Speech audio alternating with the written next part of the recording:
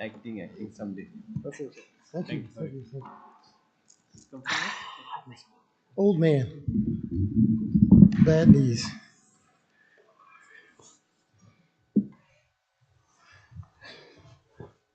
Woo! That's a long one. Here, that's good.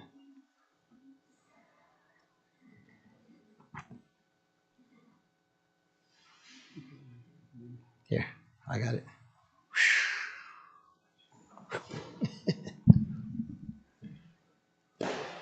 Some cartels.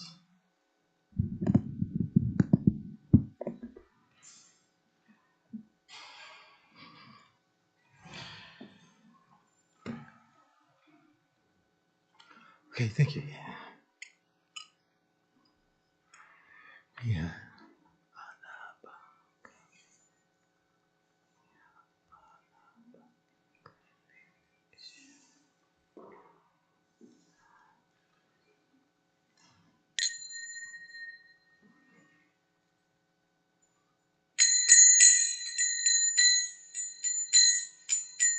Jaya Radha Madhava Kunja Bihari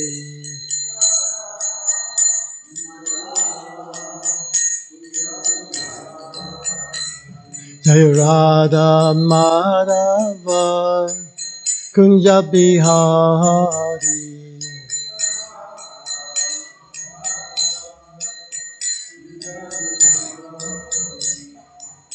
Gopi Janna Ballava Givaridari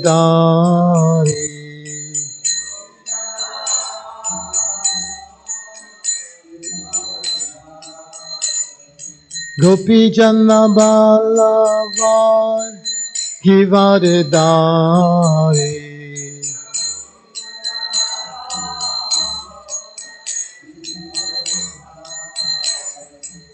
Yasodanandana Braja Jana Ranjana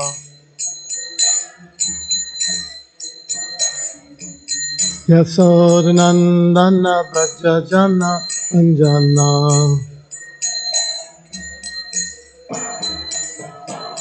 Yamuna Tira Vanachari Yamuna Tira Vanachari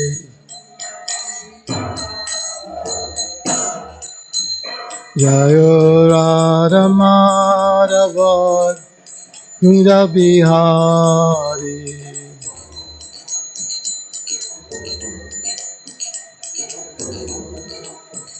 Jayo Radha Madhava Kunja Bihari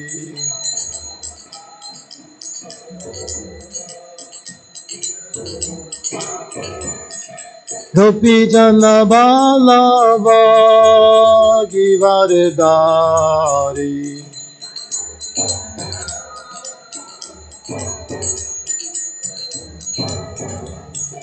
Gopi Jana Ballava Givaridari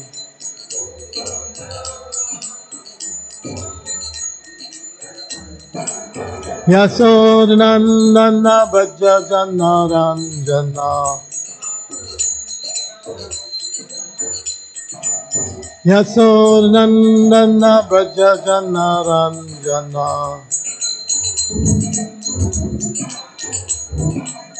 Yamuna Tira Vanachari Yamuna Tira Vanachari Jaya Radha Madhava Kunja Bihari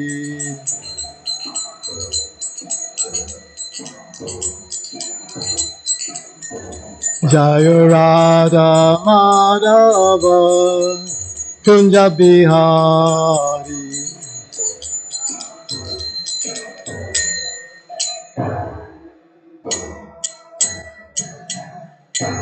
Jayom Vishnupat Paramahansa Vikacharya Sata Shri Srimad His Divine Grace A.C. Bhaktivedanta Swami Srila Prabhupada Ki Natikori Vaishnavindi Ki Prem Sekaho Shri Krishna Chaitanya Prabhu Nityananda Shri Advaita Gadadhar Shivasari Gaur Bhaktivinoda Ki Shri Shri Radha Krishna Gopinath Shamakun Radhakun Giri Govardhan Ki Grantaraj Srimad Bhagavatam Ki Samaveda Bhaktivinoda Ki Nitai Gaur Prem Anandi. All glories to the assembled devotees. All glories to the assembled devotees. All glories to the assembled devotees. All glories to glory Sri Guru and Sri Gauranga. So we have uh, two more devotees arrive. This festival is starting soon. 50th anniversary of the installation of Sri Sri Kishore Kishore Ki. So Tranakarta Prabhu is here, and I was hoping he'd come down. We would do the class together. And anyway, we are all getting old. So he said, I'll try. Anyway, he had to go rest. But yeah, this is the next generation, young people like her. You'll get old one day too. Anyway, somehow or another, I still got some strength. I'm getting bigger though. So Prabhu wanted me to, in the mood of this festival, to speak again. Her Grace Urmala Mataji is here also, but she has to do some GBC meetings and things. So I guess Kishore wants me to speak twice. So. Om Namo Bhagavate Vasudevaya. Om Namo Bhagavate Vasudevaya. Om Namo Bhagavate Vasudevaya. Narayana Namaskritya Naranchayan Narotamam Devim Sarasatim Vyasam Uto Jayamudirayet Nastapareshu Avareshu Nityam Bhagavata Sevaya Bhagavad Uttama Shloke Bhakti Bhavati Nashri Shrinvata Swakata Krishna Punya Shravana Kirtanam Hriyan Stoi Bhadrani Vidunoti Saritsitam. So I think this is verse number 2 on the board. And I was practicing verse number 3. So we'll get through verse number 2 somehow or another.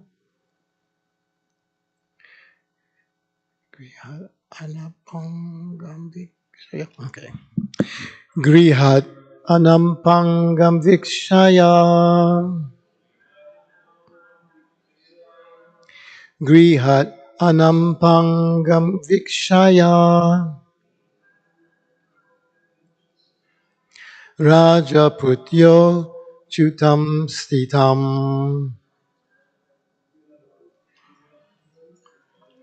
Rajaputyo chutam stitam. Pristam yamam sataswam swam.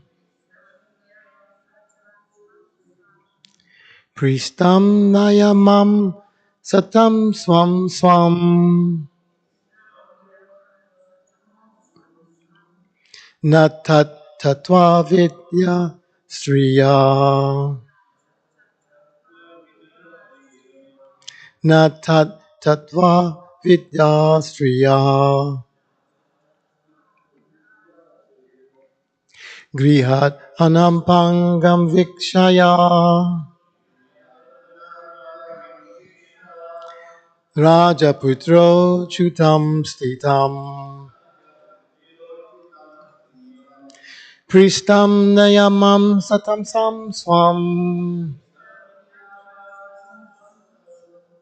Natat tatva vidya striya. Hey, Prabhu. Grihat anampangam viksha. Rajaputyo Chutam Stitam Pristam Yamanam Satam Swam Swam Natat Tatva Vidya Striya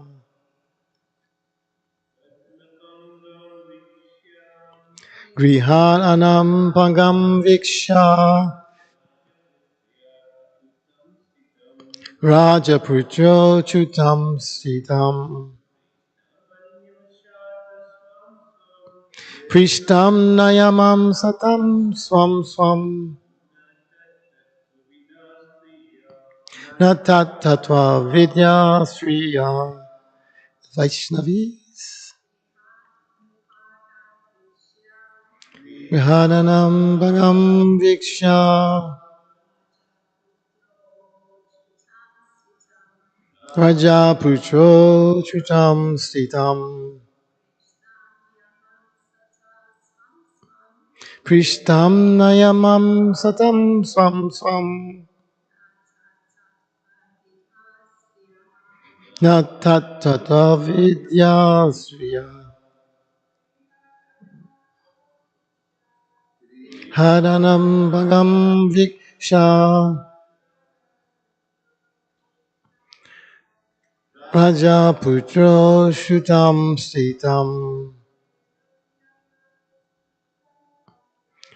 Prishtam Nayamam Satam Swam Swam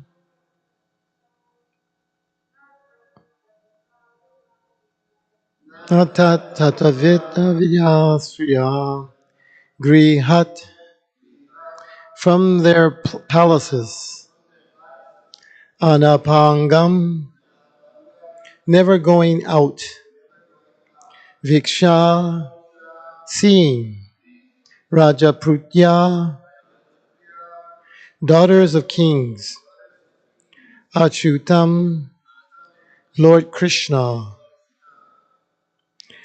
Stitam remaining Prishtam most dear Niyama Sata they considered Swam Swam each their own Na not Tat about him Tatva the truth Vida knowing Striya the women. Translation. Because each of these princesses saw that Lord Achyuta never left her palace. Because each of these princesses saw that Lord Achyuta never left her palace. Each thought herself the Lord's favorite. These women did not understand the full truth about him. Purport. Srila Vishwanath Chakravarti Thakur notes that Lord Krishna would leave the palaces only with the permission of his wives, and thus each one considered herself his favorite. Text 3. Sa abhyakusha vadanaya tabuha netra sa premaha sarasa vikshita vagujapai Samohita Bhagavato Namano Vijutam Savi Brahmai Samasakan Vanita Vibhumanam. Translation. The Supreme Lord's wives were fully enchanted by his lovely lotus-like face, his long arms and large eyes, his loving glances imbued with laughter, and his charming talks with them. But with all their charms, these ladies could not conquer the mind of the all-powerful Lord. So Krishna is the perfect man, huh? It's the characteristics of the perfect man. Not just beauty, but charisma, The way he moves and talks, charming. So even when he walked when he was entering Mathura for the first time, it describes he walked in such a way that all the women were enchanted. You know, you see sometimes especially in the black neighborhoods, they get that little trying to, yeah, what's up, man? What's up? It's bad. So Krishna has some swag. He's the original swag. Ladies man, boy, that's right. Can't resist him. Purport. The previous verse stated that Lord Krishna's queens could not understand the truth of the Lord. This truth is explained in the present verse. The Lord is all powerful, full in himself with infinite opulences.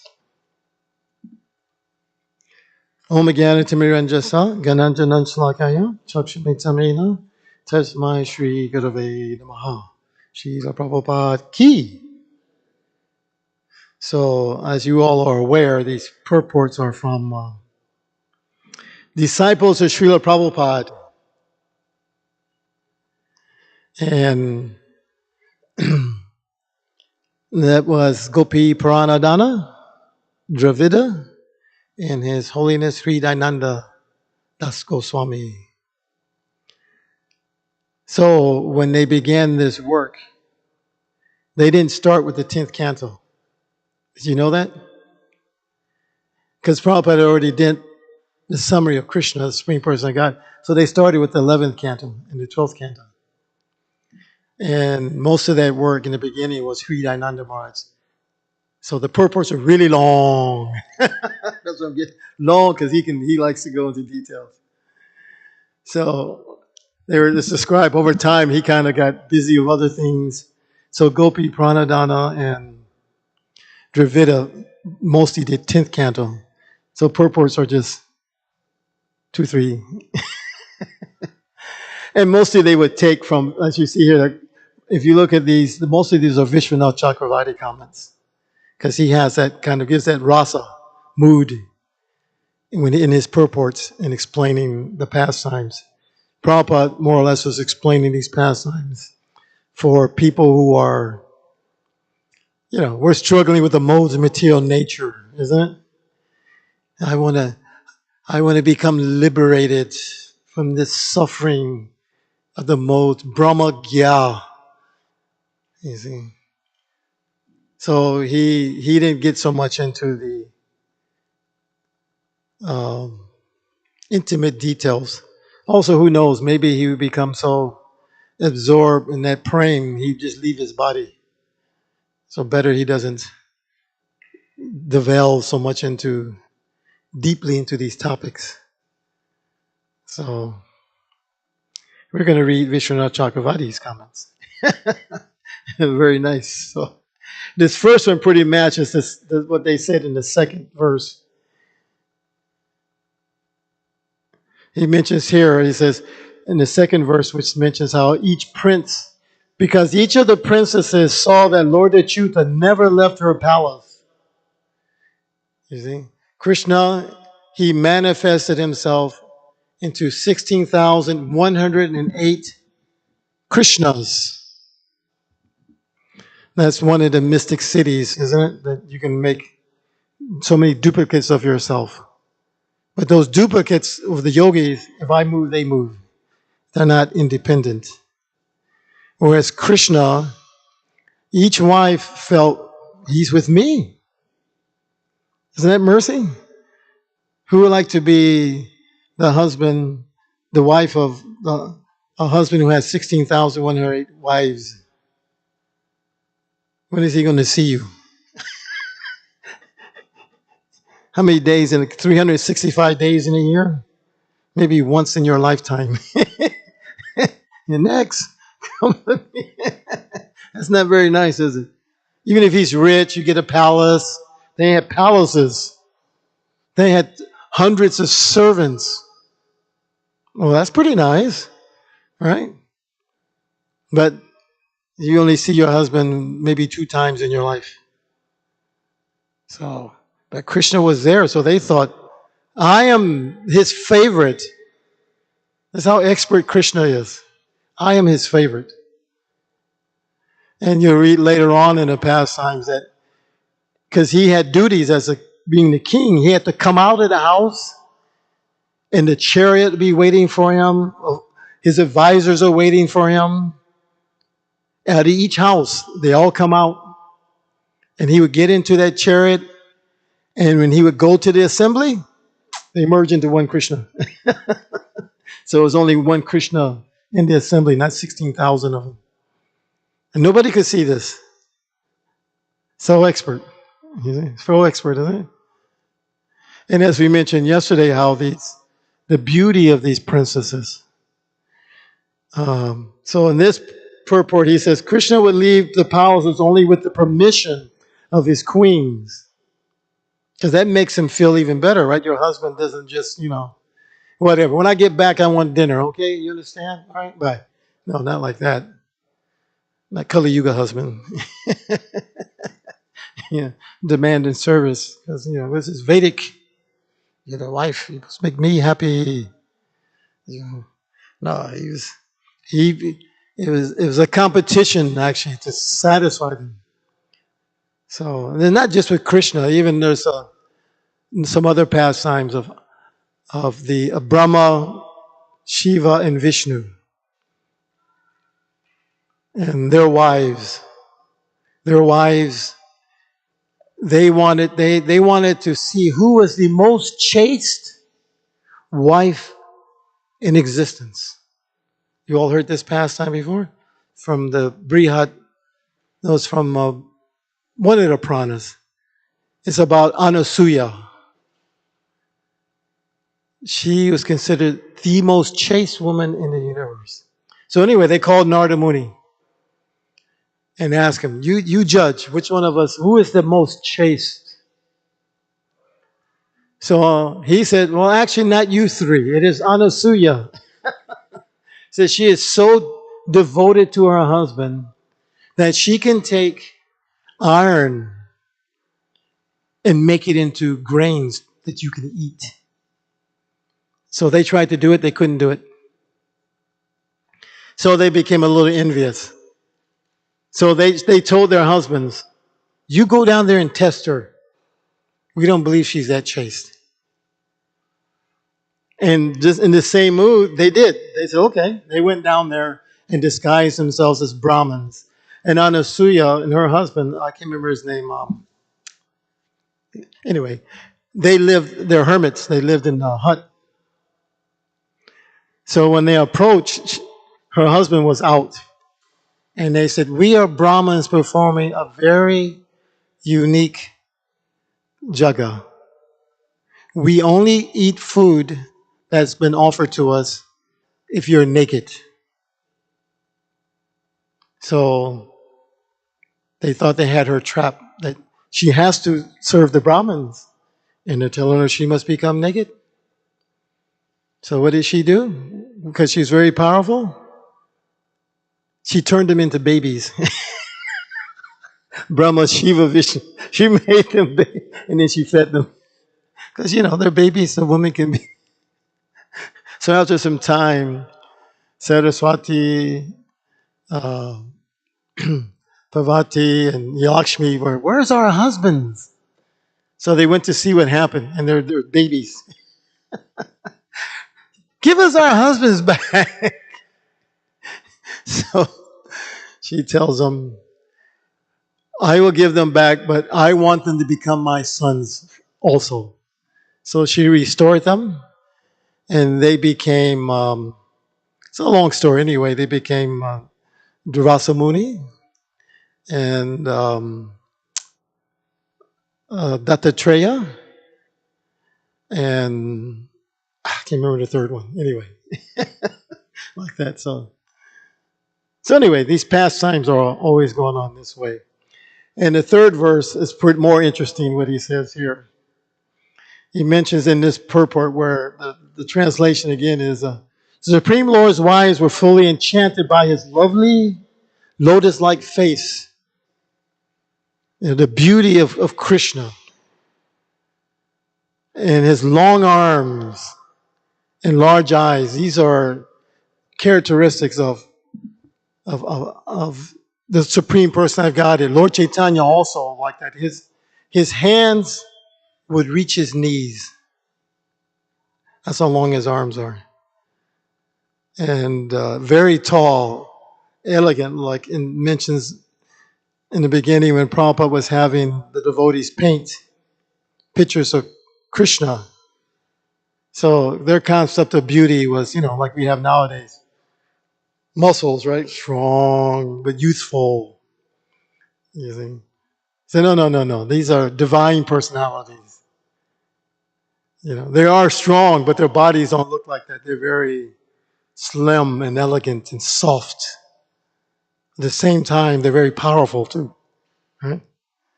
So, with their beauty, any man would be enchanted. It says Rukmini was so beautiful that when she came out for her ceremony to be taken for the wedding, and those kings, when they saw her, they fainted and fell off their horses. She was so beautiful. So, with that in mind, they're thinking they're going to conquer their husband because of their beauty. But as it mentions here, they don't know about Krishna. He's all powerful. So in this purport, Vishwanath Chakravarti says, Krishna's wives, who were controlled just by his spectacular beauty, they had two types of conjugal affections. Prema Maya, which is full of love, and Kama Maya, full of lust. So this was the rasas in their reactions with Krishna. So the two verses describe how they could not bring Krishna under their control with their Kama Maya affection. The queens were totally enchanted by Krishna's face, which was charming as the whirl of a lotus.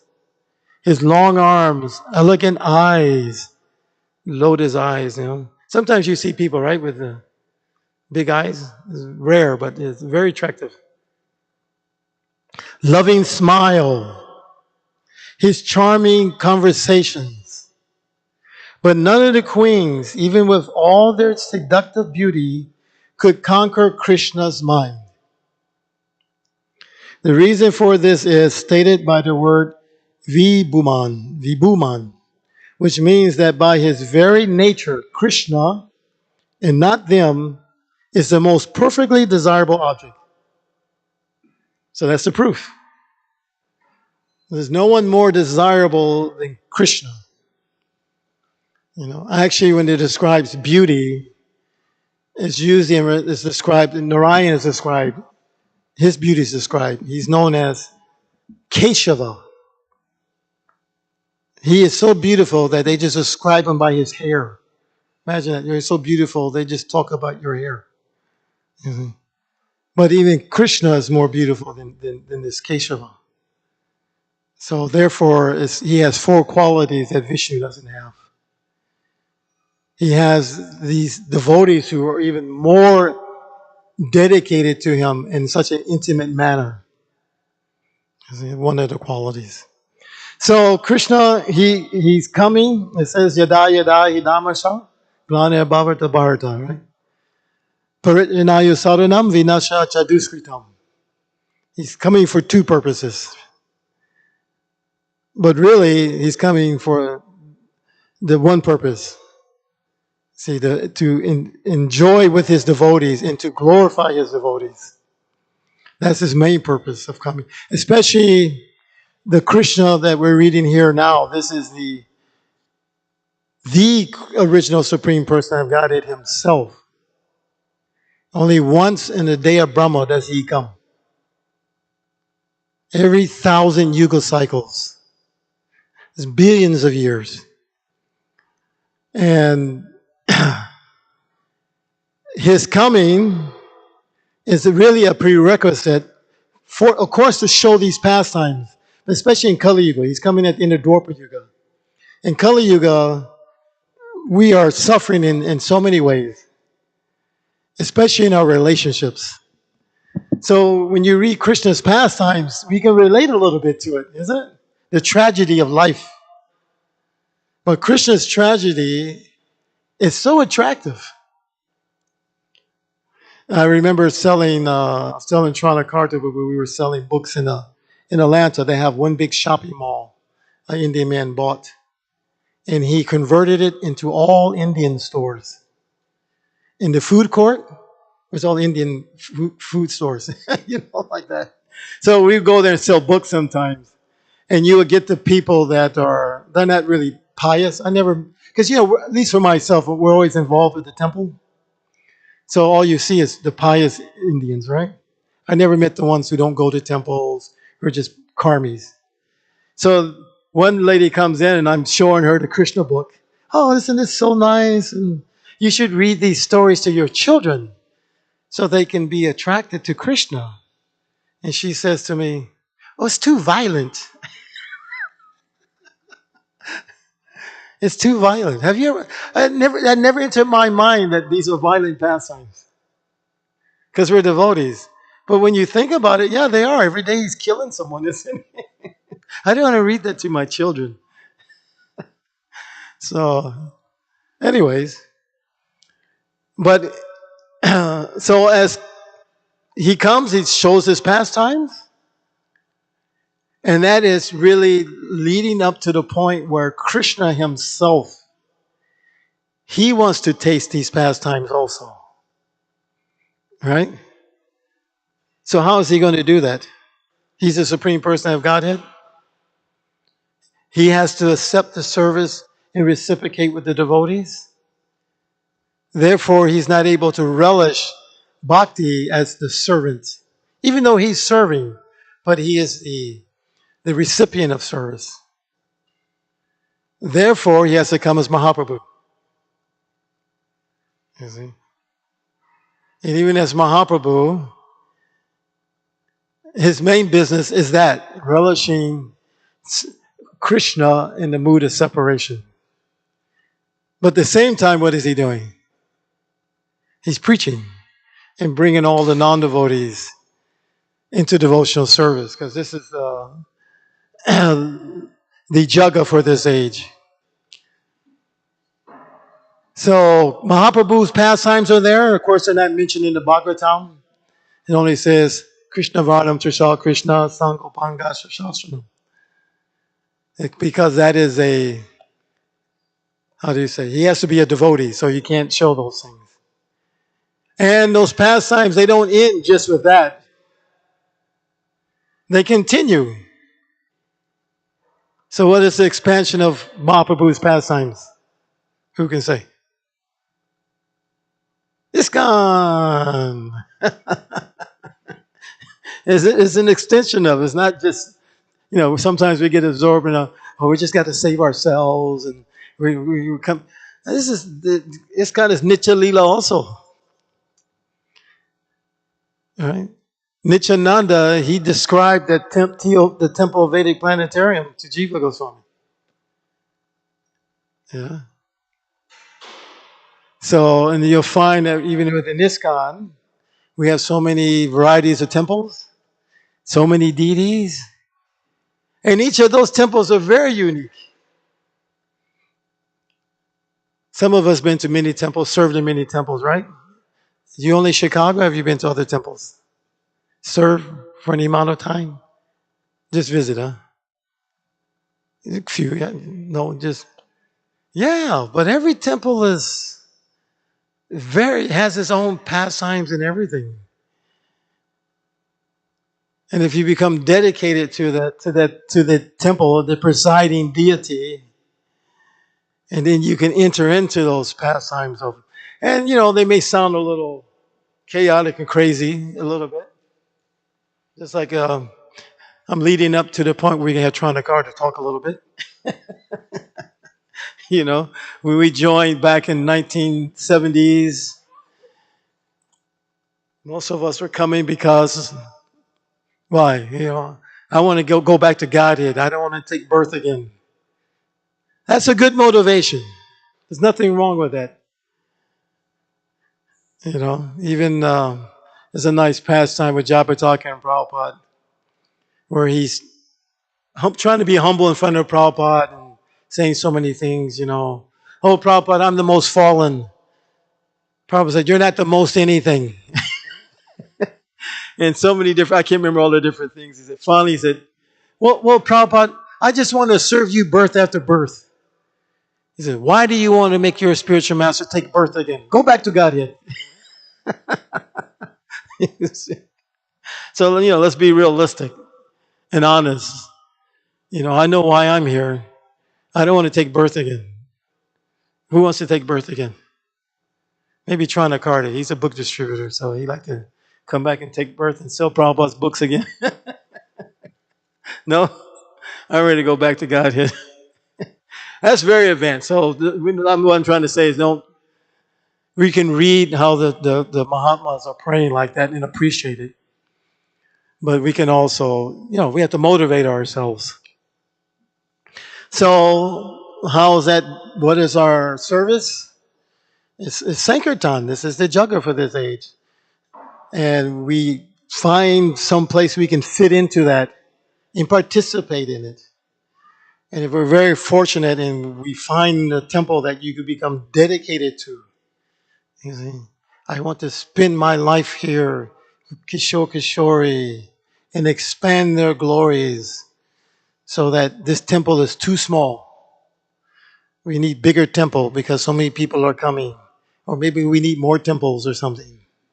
It's like in Mayapur now. You go to Mangal Artik, there's like 5,000 people coming to Mangal Artik. Can you believe that?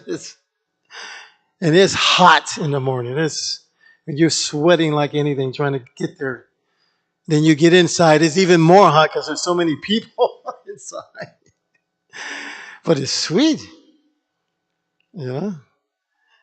So it wasn't like that in the beginning. It used to be Jananivas and Jayapataka Maharaj sitting in a hut. And he told me they were so poor, they take one piece of burfi and he cut it into 7 slices so that the deities could have some sweet for each offering.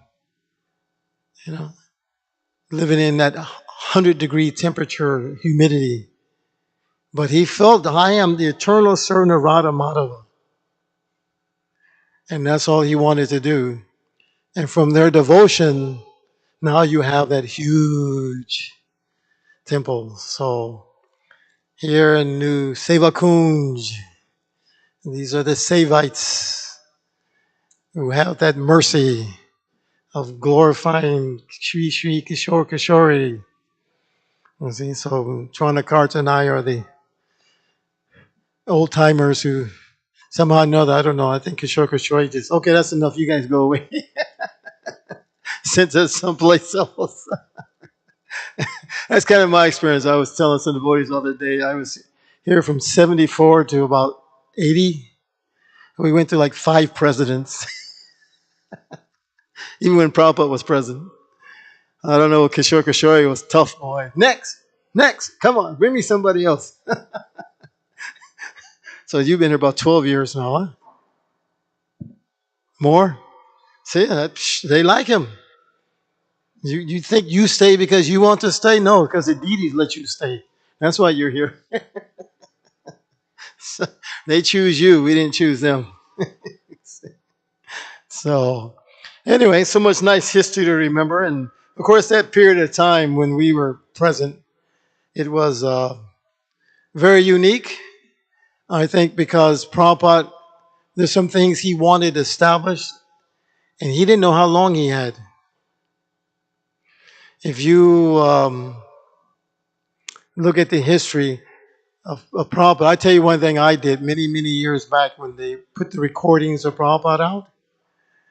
You listen to like say Bhagavad Gita verse, Prabhupada speaking, say 213, Dehi no Spanyata Dehi. There must be 5 or 6 classes where he speaks on that verse. And they all sound different. You ever wonder, why does he say it differently? Because according to the time he's speaking, he's growing the movement.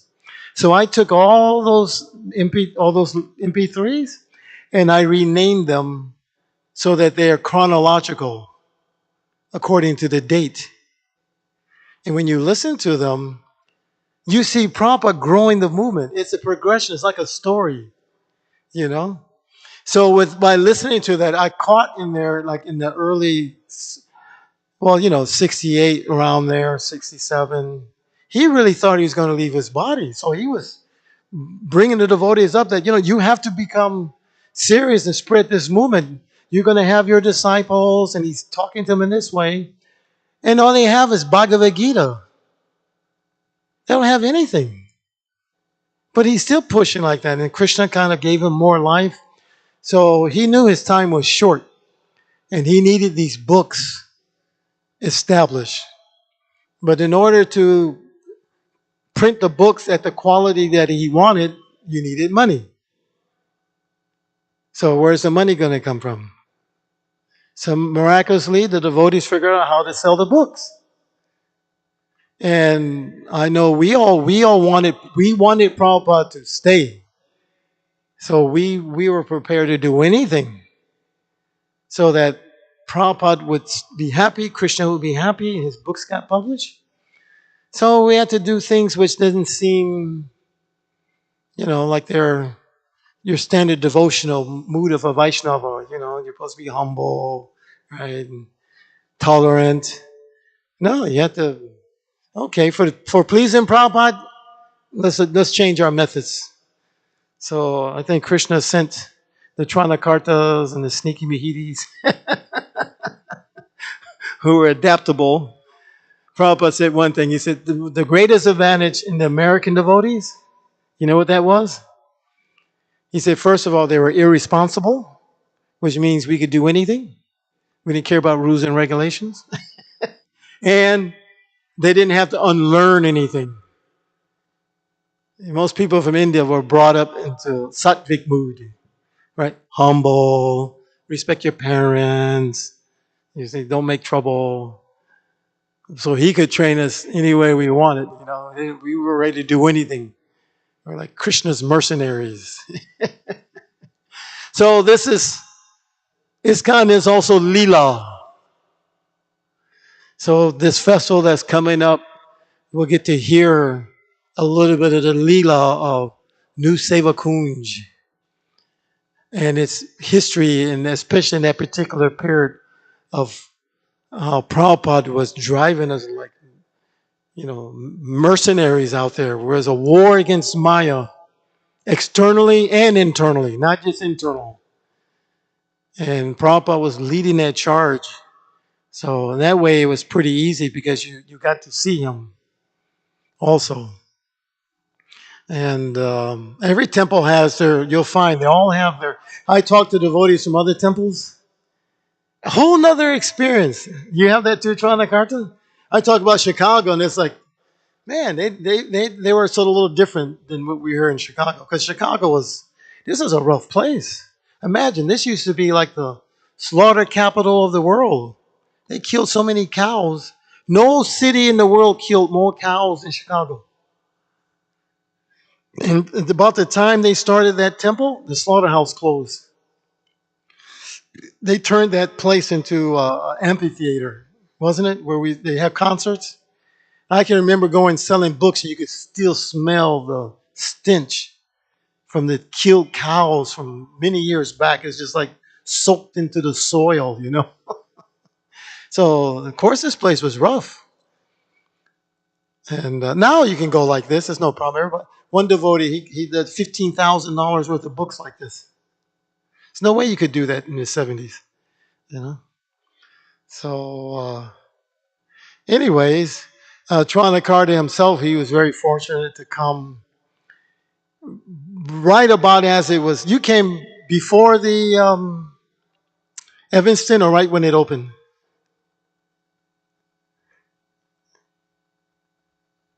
Uh-oh, he's hanging in there. We're all getting old. He came about right at the same time, I guess, when Evanston opened, yes? You remember? So before Kishore was installed, or at that time? You came before the deities arrived, or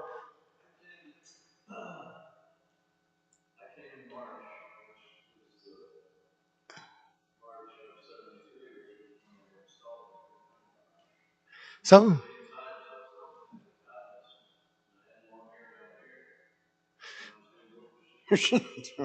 Hey, can you all bring him up here so they can see him on the? Bring his chair here, so you can talk about a little bit about why you surrendered like What's he this. saying? The echo. They want because they have it online so they can see. Come sit here.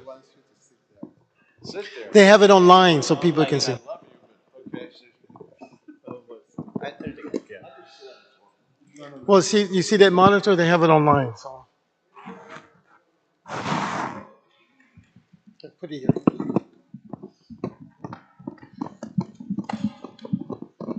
I had a hard time understanding it because of the echo and everything. Oh, Did that hey, on man. purpose. That's fine. So what do you want me to do? Well, tell us why did you surrender and why did you serve in that way? It's like all of us. We got a taste for the holy name, and we surrendered, right? So, you could read my book, and I talk about, it's like my autobiography, and I talk about how I found Krishna book in the forest by Prabhupada's grace, and I was chanting for 6 months, and I never knew there were a Hare Krishna movement, and I was in bliss. Then one friend came and told me there was a temple, and I came here to Evanston, and it was March of '73. It's been 50 years now exactly that I came to the temple also because Kishore were being installed. It was March. It was my birthday. I came to the temple. It was a big celebration. I was like, wow, this is cool. Perfect birthday. But Hare Krishna. But it was, the first night I came to the temple, Sri Govinda asked me if I wanted to distribute books. And I said, yeah, I'll try it. Because, I was used to being around a lot of people, and I was used to people because I grew up in a very busy restaurant, Italian restaurant. So I was used to it. So going on Sankirtan for me was like ecstatic. And then after we came to the temple, I was like so blissful. Like, I never felt like that. I think in those days you were going your dhoti in the beginning, huh? Yeah, here we didn't have permission. Can you imagine trying to sneak around the airport in saffron? Well, somehow we did it. We'd sneak around and distribute Prabhupada's books. But the first time I went on book distribution, we went to a concert and I did 50 BTGs. And I was hooked. That was it, So Prabhupada attracted us through his books, through, of course, through the holy name. And he engaged us in service, Yasya Prasada, right? Bhagavat Prasada. It's by the mercy of Prabhupada, we found Kishore. And by the mercy of Kishore, we have to do all this service for Srila Prabhupada. They empowered us. We have no power. They empowered us. It was like when Prabhupada, we had so much Shakti when Prabhupada was here. It was just incredible, wasn't it? Yeah. I mean, the things that, Krishna just took over because we were so surrendered. Krishna just took over, and made people buy books from us. Really. Krishna, in the heart, Krishna, the people they had no choice. They were with the meditative. It was like, they were on the hook. That was it. I remember way the books were being sold. They were print probably, I don't know, 10, 20,000 at a time. And we were fortunate enough that every month you would get a new canto. Oh, yeah. So we, you couldn't wait to read the next one because there's only a handful of read it in the book room. Right.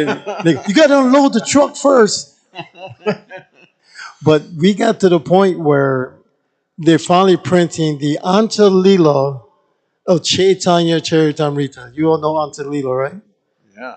There's no philosophy about You're not the body in there. It's just all these ecstatic moves of Lord Chaitanya.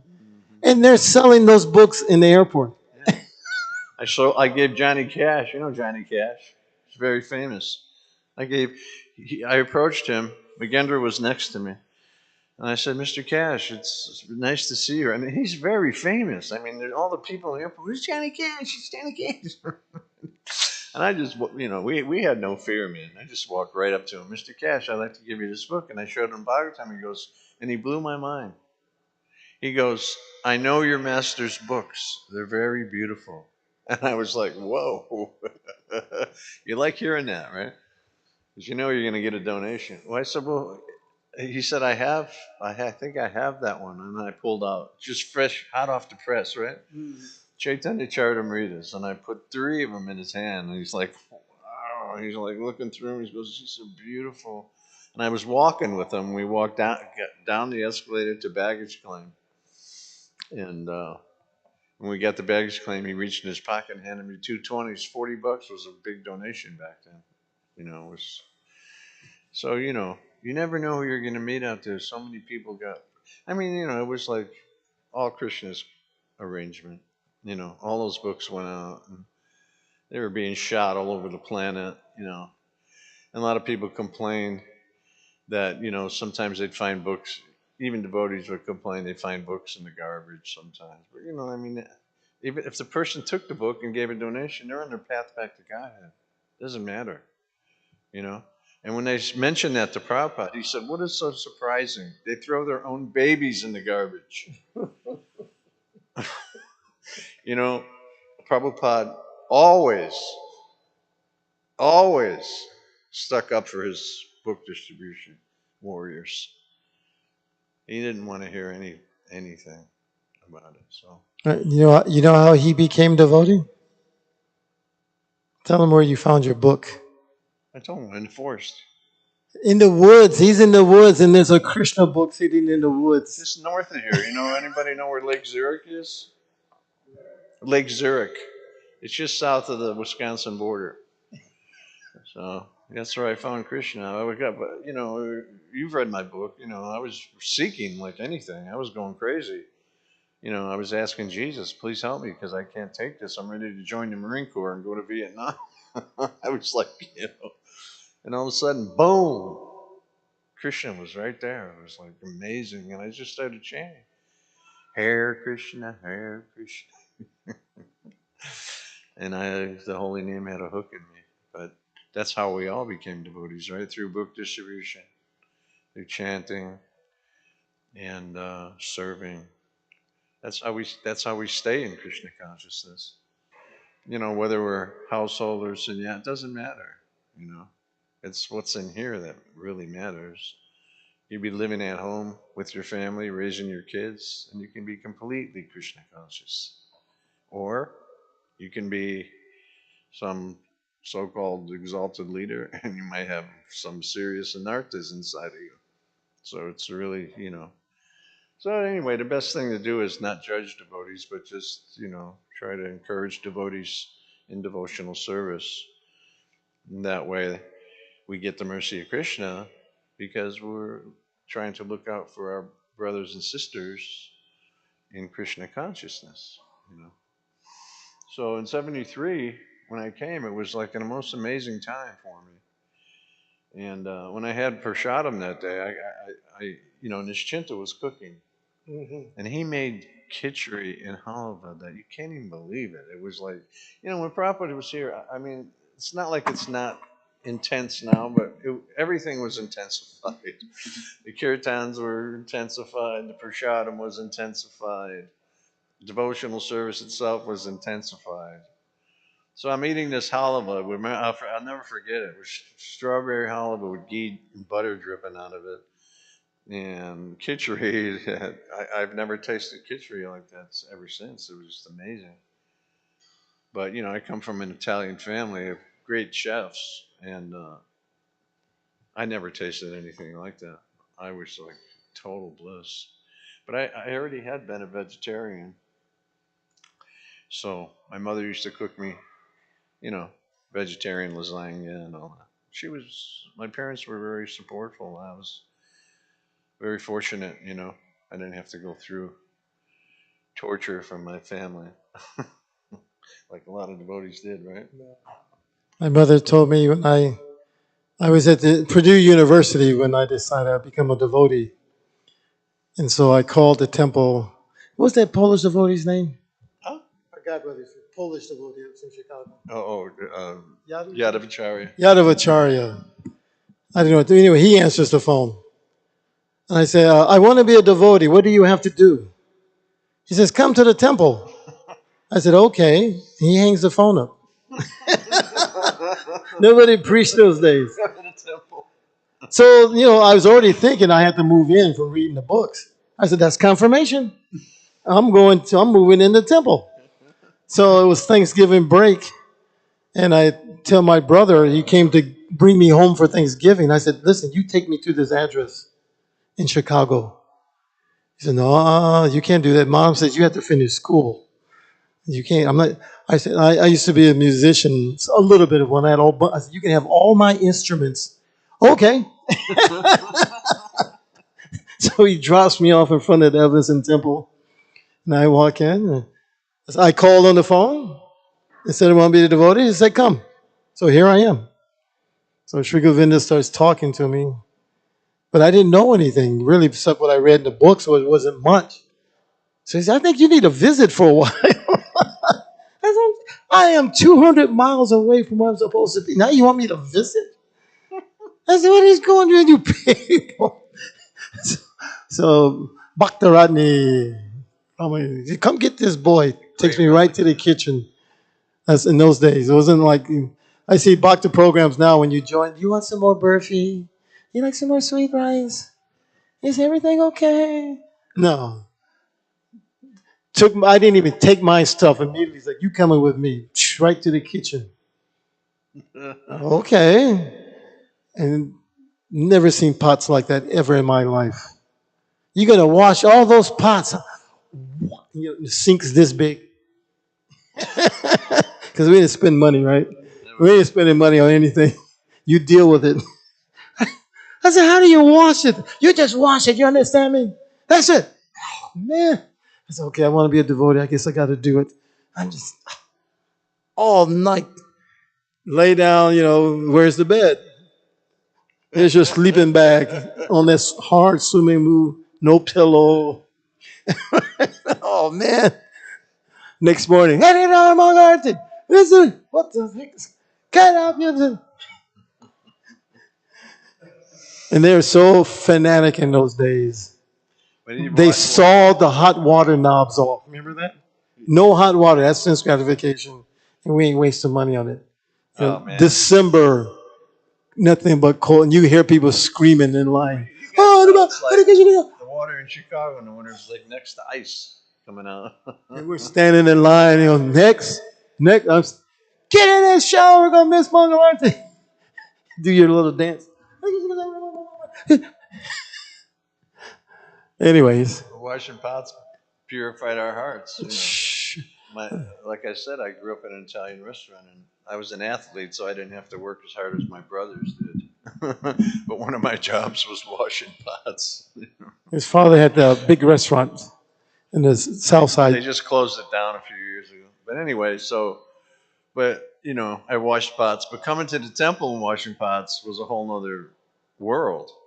Because when you wash Christian pots, you feel ecstatic. And I was feeling so blissful. And they had Srila Prabhupada chanting kirtan piped in through the whole temple. So I'd be in there washing pots and just so serene and beautiful. We were becoming purified. When they realized that, I could do big books, pot days were over. I was out doing books.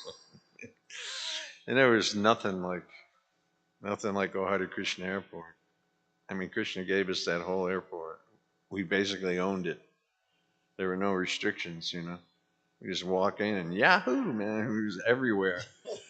20 devotees would walk in and all the play, here comes the Krishnas. We were like invading the place. Haribol. You want to give her a. What time do you have to stop? What time does the class end? Well, we need to save some of this for the. We need to save some of this for the weekend. That's okay. Get a little We've been pre. t- This we've this been is talking about it for 50 years. well. This invokes more memory, so that we ready for the. The Sikhi Mahiti was always one of my favorite devotees. I actually helped him move in the temple. We went to the Kishore was so kind. They gave us a milk truck. We took the milk truck down, remember? And the milk truck, because there was a milk distribution plant, I think it was in somewhere around. No, it wasn't far away because we would get free milk. Yeah, we get free milk, the Free milk, outdated all you want. milk. We had curd every day, all kind of curd, It would be outdated, the milk, by unlimited, a couple of days, but it was still good. perfect for curd. On a Kadasi, we had the most opulent prashadam. We had curd sticks this big. Gopati's coming, he'll tell you. That big with tomato chutney on it, like that, like and pakoras with chestnut flour, and I mean, Kadasi Actually, in was like vanilla. Chicago, Was Upper amazing. Sodom was so opulent. This is during Udamasloka time. They said we were in Maya because Upper Sodom was too good. You can't. That's since gratification. Devotees would come from other temples and they couldn't believe it. They couldn't believe the kirtans. They couldn't believe the prashadam, kishoris. Udamasloka said they're selling so many books, they should eat very opulently. So that's what he believed in. Feed the devotees. You know? One devotee told me, he said, I came to Chicago the first time and it was like you guys were on the ceiling. We were like, but it was all Prabhupada's grace. And just like Arjuna, when Krishna left the planet, Arjuna lost all his Shakti. He lost his power. He was beat up by some farmers, Yeah. right? So Some when coward men yeah, stole the queens from him.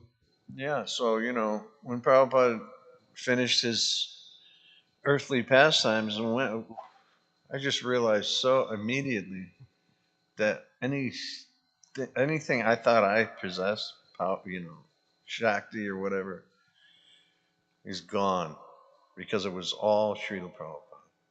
The minute he put his lotus feet in Boston Harbor off the Jaladutta, everything changed. Vegetarianism came, the people were going to the streets. They didn't want the government anymore. And Prabhupada just came right in the middle of all this, and just spread Krishna consciousness like fire, through a few sincere devotees.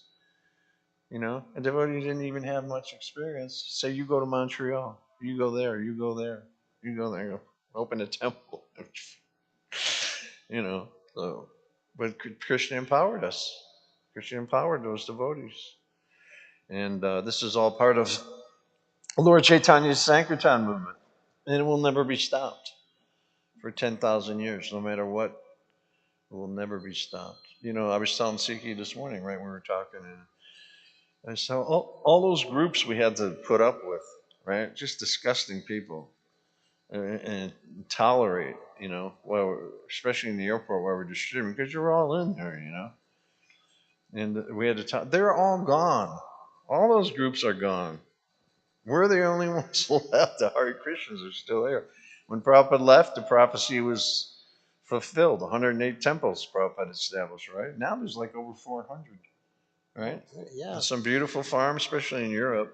Not so much America, unfortunately. Yet, not yet. But, that was Prabhupada's order to us on his departure bed to the leaders, that instead of expanding, take care of these devotees we've already made and established the farm communities. But that order was Still working on that one. yeah, that order was kind of checked out the window, and everybody wanted to sit on Prabhupada's seat, but they realized the seat was too hot for them. So a lot of them went away. But you know what? There's no loss or diminution. We all know that. So they're all great souls, and they tried. It's like a field commission, right? During a war, A commander will take anybody that wants to come and help you and fight for you. Doesn't matter. You give them the field commission right away. You know. And so Prabhupada was like that. He gave sannyas to people that were definitely, obviously, weren't qualified, right? But some of them were. Some it stuck with some. Look how many sannyas, people, devotees that took sannyas back in those days that are still sannyasis. They're very powerful devotees, right? Radhanath Swami, Sri Ram Maharaj, Naranjan Swami. I can name so many. And so, but Prabhupada, that's what he did. He just and if they didn't, and if they fell down and they couldn't handle it, no loss or diminution. Because even a little advancement on this path will save one from the most dangerous type of fear. This is Krishna's guarantee in Bhagavad Gita. So, Hare Krishna. So, we can stop here. Yeah. Shri Prabhupada ki. Shri Shri Kishore Kishore ki. Right. Glory to the Sama devotees. Hare Krishna.